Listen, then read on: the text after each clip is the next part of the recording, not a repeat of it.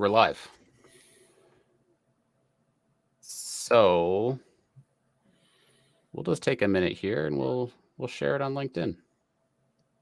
Sure.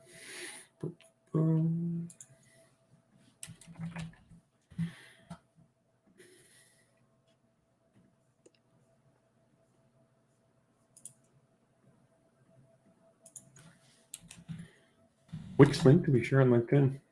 Like this? It's on my profile.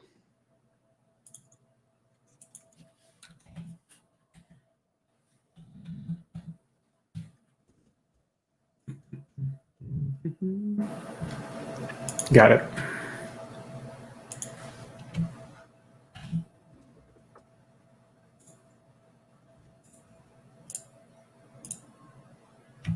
Probably super boring for people who start listening right from the beginning, but sorry, folks. We're just trying to promote. Just trying to get some promotion happening. Okay, so I've been getting a lot of questions in regards to the Newfoundland healthcare system hack.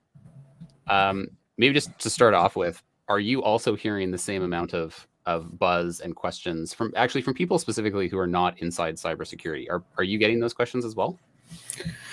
Yeah, this came up actually. We are working with CCI. We are doing the innovation governance program with CCI. So we've got 125 people, I think, registered, who are going to either our board members or aspiring board members of organizations. And we had this kind of kickoff meeting the other day, and the topic did come up. The topic of cybersecurity.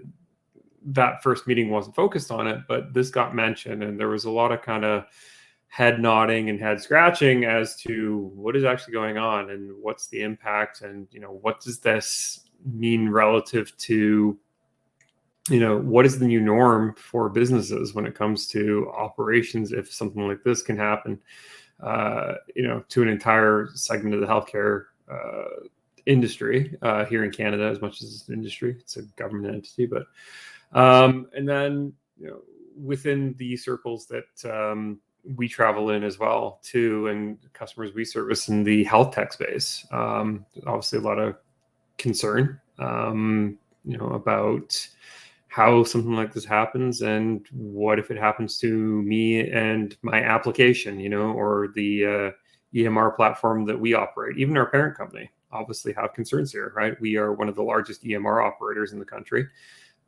Certainly would feel a lot of pain if something like this happened to us. So the situation specifically, as it's been reported, and I'm going mostly off of CBC reporting because, to be clear, we have no inside knowledge here. So we are just two folks in the cybersecurity space who are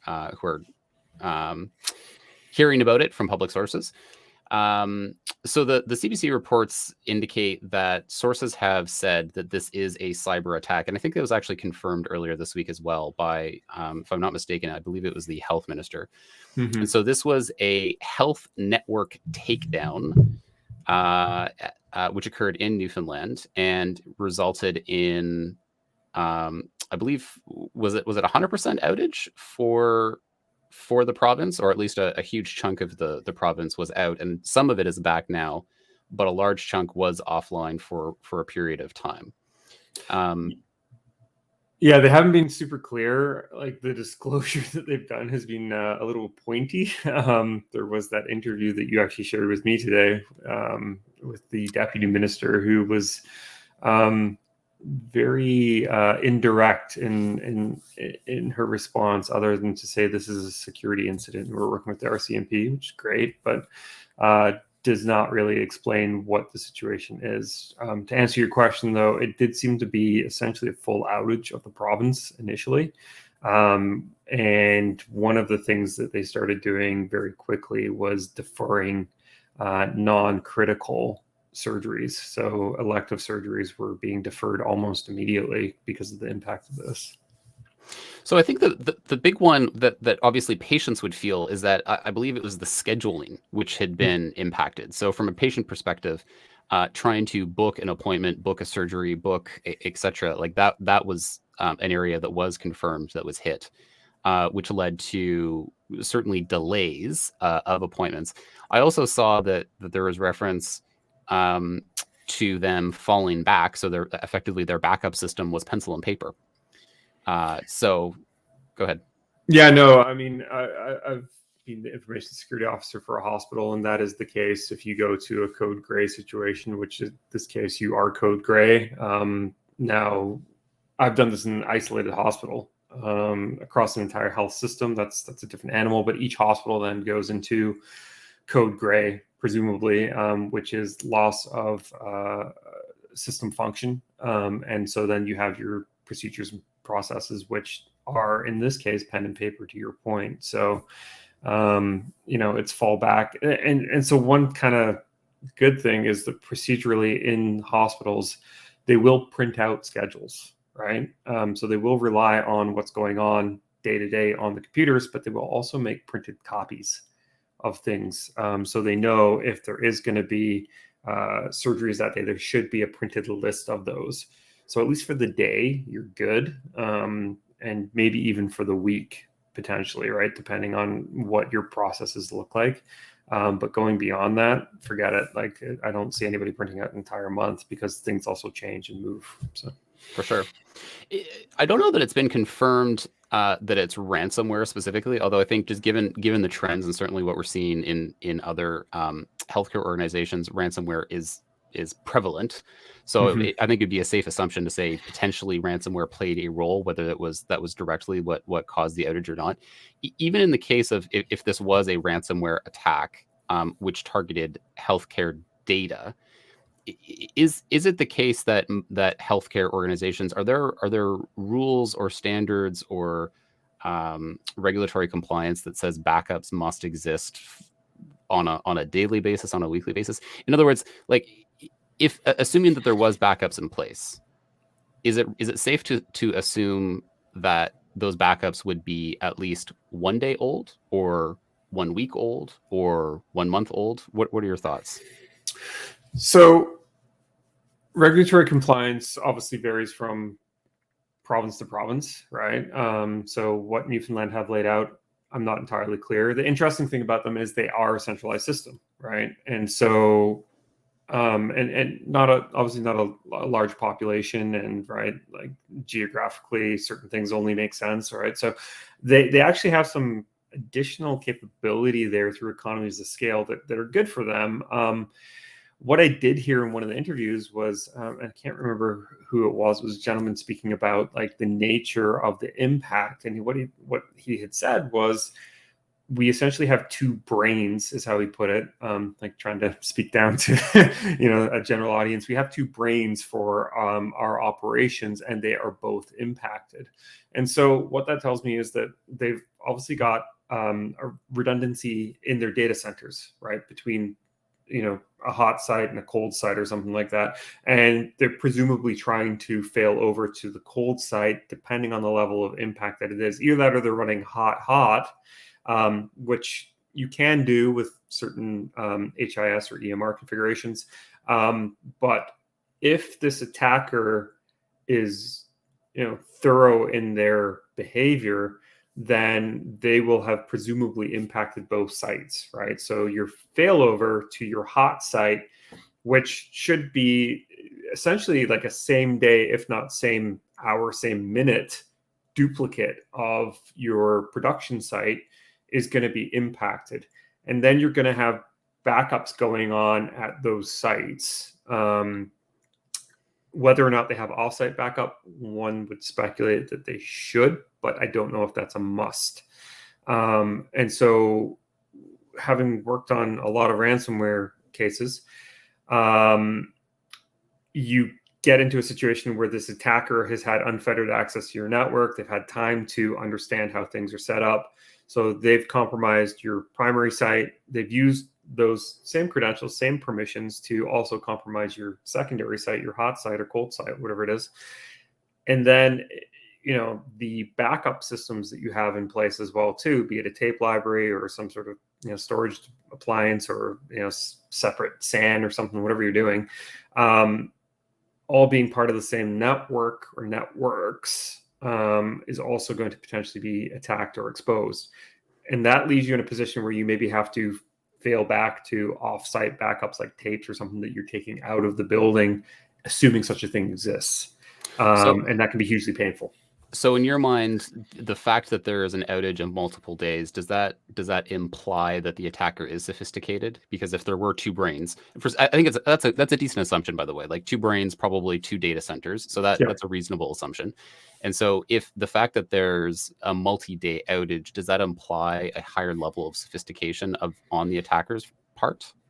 It certainly implies a certain level of sophistication, that they have managed to cause a significant enough amount of pain. I will say this though, you don't want to rush to recovery too soon in an incident. You have to make sure that you take care of containment and eradication in a fulsome manner.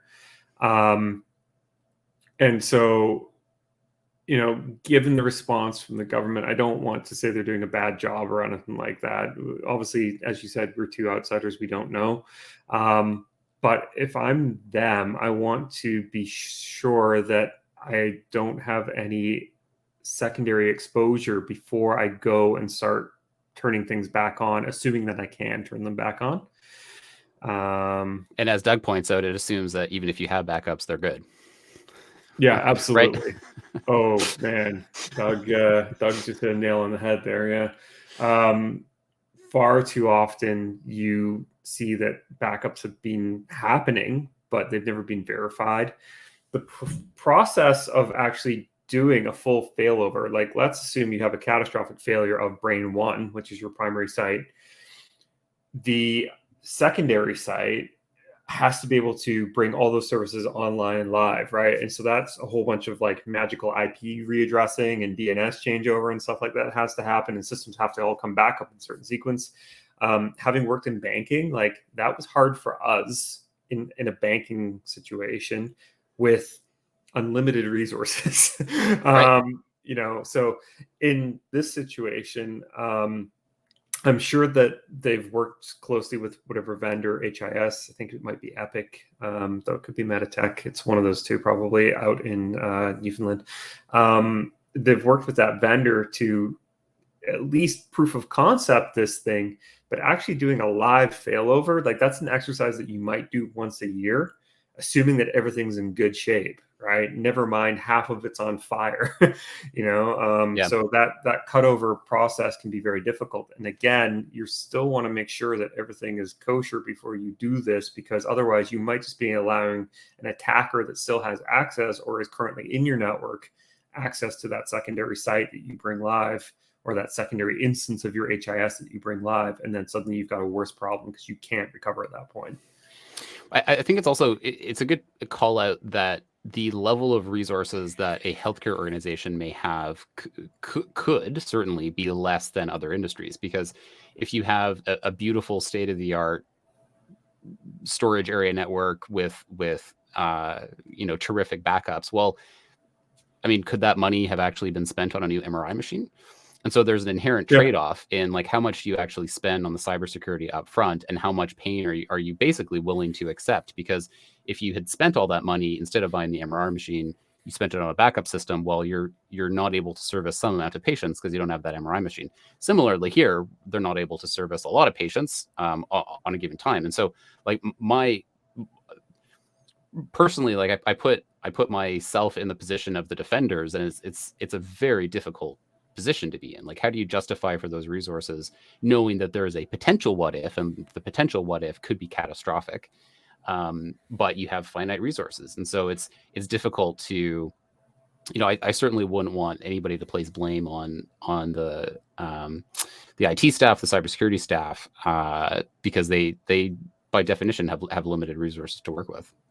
Absolutely. These were conversations that we had all the time when I was in the hospital. Like we wanted to implement certain programs, but there's decisions that have to be made, to your point exactly, that you have to balance a finite budget, that a hospital needs to run, which is boots on the ground, staff and staff training and medical procedures and practices. Sure. And then, to your point, MRI machines and other big capital expenditures versus, we want to buy a shiny new forensics device or something like that for the information security team because we think we might need that.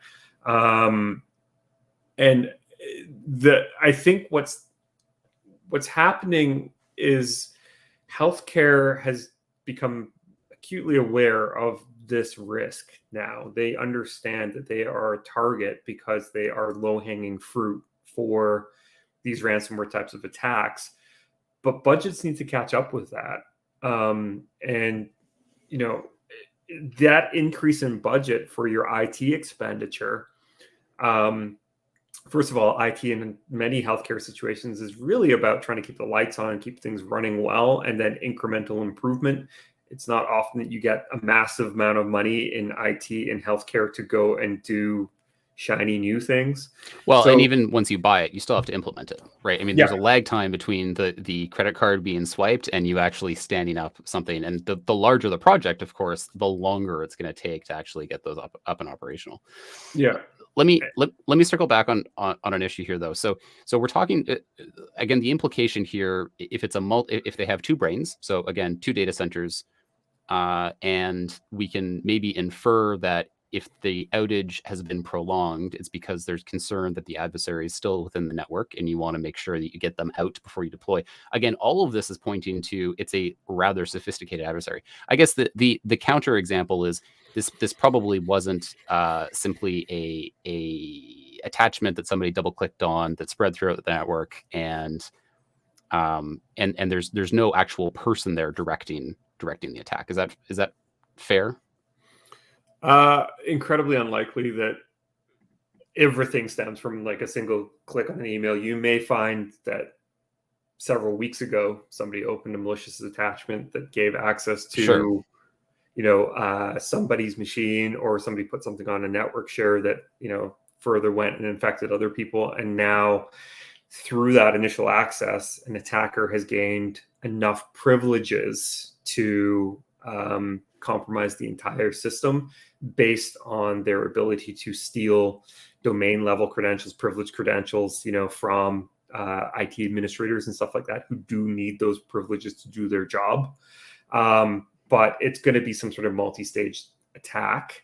And the other thing is the reality of what we see attackers doing these days is you may also have multiple groups involved. You may have a group involved that gained initial access to this network even months and months ago, 6-7 months ago, and they have gone and resold access to that network on dark web forums, hacking forums. They've gone and resold that access to a ransomware group, potentially, assuming this is ransomware. I think ransomware is a good guess. And I think it will probably come out that there is a ransomware element to this at some point. The other thing that we have seen recently that you really hope that it's not is some sort of wiper attack. But those are generally not targeted against something like a healthcare system. What's the difference between ransomware and wiper? Wiper being there is no viable recovery because the nature of the attack itself is meant to cause maximum destruction inside a network, whereas ransomware typically leaves the data intact in place, but just encrypted, and the potential to recover is there with the right set of keys. Wiper attacks are intentionally malicious, and so that adversary means to do you maximum harm. There's a recent mention of one that has occurred in Pakistan against a bank. And so that would theoretically be some sort of state-sponsored or hacktivist type group that has particular grievance with that Pakistani bank. And so they just mean to make them completely go off the air for as long as possible. And so, forget trying to extract extortion here. We just want to wipe all your systems and let you try and figure out how to recover. And assuming their backups are gone too, that's going to be really painful for that bank. So the type of attack then could be, to a certain extent, it could suggest what type of threat actor this is. So if it is a ransomware, then potentially that could suggest a more commercially oriented attacker. So somebody who's looking to profit off of the situation, as opposed to a wiper attack, which might be more nation state, or to your point, more of a hacktivist. Is it fair on the hacktivist side of things? I always used to imagine more of a lone wolf, an individual who would leverage hacktivism for notoriety. Are we still seeing the same type of trend where the hacktivist actors that we are seeing are smaller in number in terms of the actual group size, or the entities themselves? They're less people. I think it varies. I think what definitely happened was, if you go back to the days of like lulzsec and like the more organized anonymous movements, those groups had mass. You had significant membership, and then you had people who wanted to be a part of it and joining it. But then there was a bunch of DOJ indictments, and people got scared, pretty quickly and moved away from that. There are still groups out there that do have numbers. They are there's a shared ideology. Ideological. There we go. It's late on Friday. It's late on Friday. Exactly. So there's some sort of shared ideology there, but we're not seeing a ton of those. There's an interesting event that happened recently in Iran where it is meant to look like a hacktivist group, where somebody went and actually doxed the Shah and published his phone number and put pictures of him up on on overhead signs on highways and stuff like that. That's impressive, but that's probably a bit of a false flag, and could be actually a government that doesn't like the Iranians much doing that under the guise of some sort of activist group. Going back to this attack, though, like the chances of like an hacktivist group going after a hospital in Canada is or a hospital system in Canada is really slim. So commercial feels right because they are just opportunistic. Well, they are, but that's kind of where I'm going. Like if this is a commercial enterprise, then there's always a risk reward, right? So does the ransomware group actually want to go after a hospital network and have that potentially be well publicized, because that's going to bring the heat? And so is that actually? I'm always curious to try and identify, was the hospital network the target, or did they actually get compromised some other way? And then to your point, access got sold to someone else. It's like, oh, hey, look, here's an asset. We'll try and monetize it. But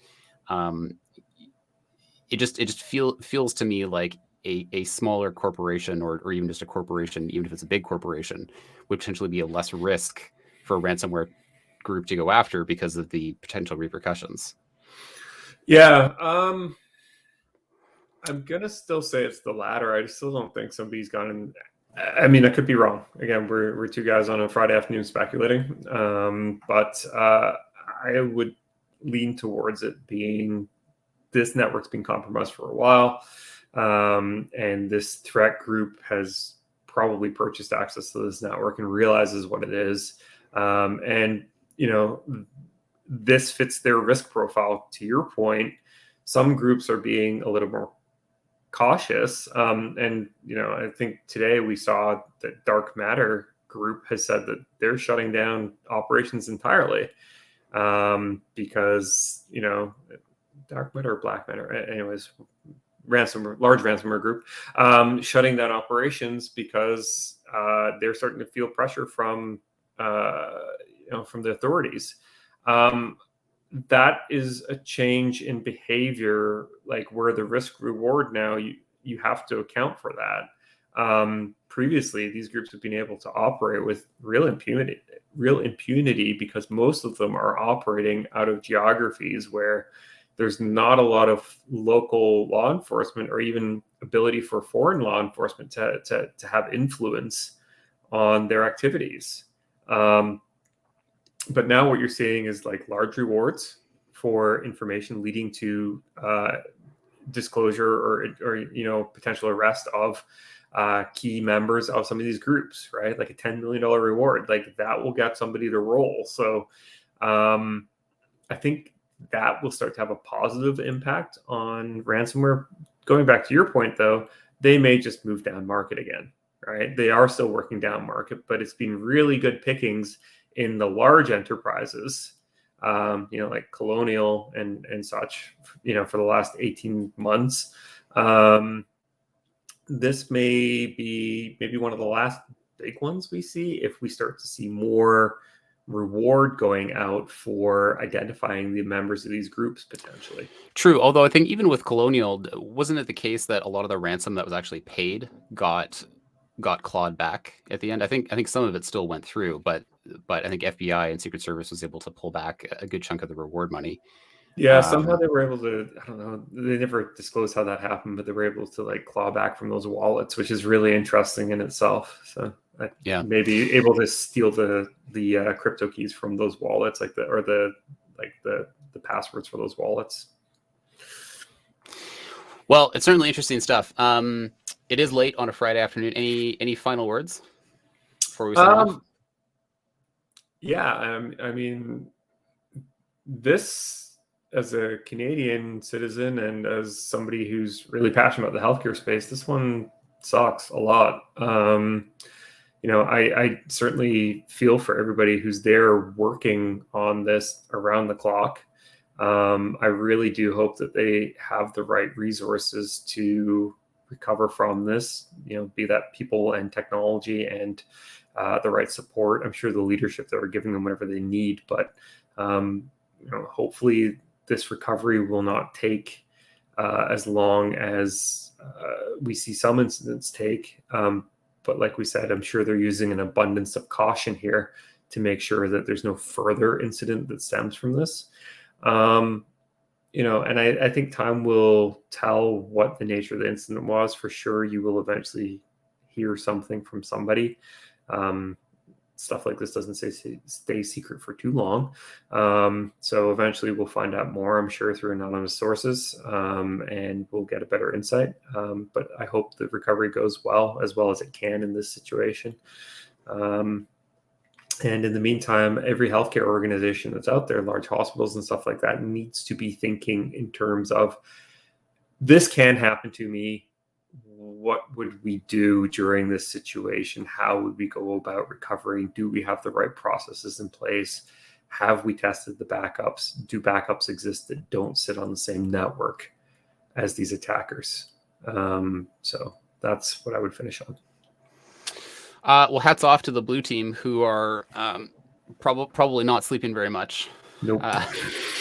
Probably not sleeping much and probably eating a lot of pizza. So hats off to them.